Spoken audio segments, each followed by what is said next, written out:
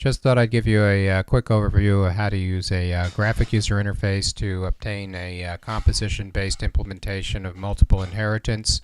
What we're going to do is we're going to inherit from hello world, we're going to inherit from date, and we're going to go and get an instance of a calendar, the Gregorian date calendar, from my date utils. We're going to add it to a single vector.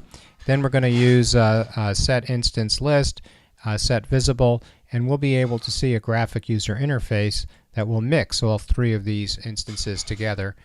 There will be 82 unique methods and 14 duplicate methods, and instead of disambiguating the duplicate methods that shadow one another by adding them one at a time, what we'll do is we'll just check on topological sorting. That way the first class to be added in the list will take precedent over the second and last class in the list, and then we'll call process. And that's all there is to it. It generates a synthesis called the Hello World Date Gregorian Calendar using introspection. Replaces one that I created already. And now we can see the output of the program. It creates interfaces.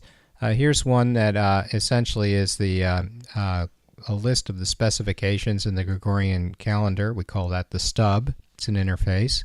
Here's another one called the date stub, which has all the methods in this date.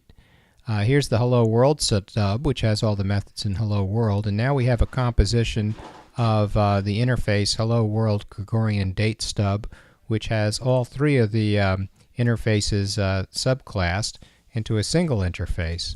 Now to get the implementations method forwarded, what we do is we make it so that composition is used. So that means that the Gregorian date, the Gregorian calendar, the date, and the hello world instance are all going to be passed when construction occurs. So here we'll make a hello world date Gregorian calendar.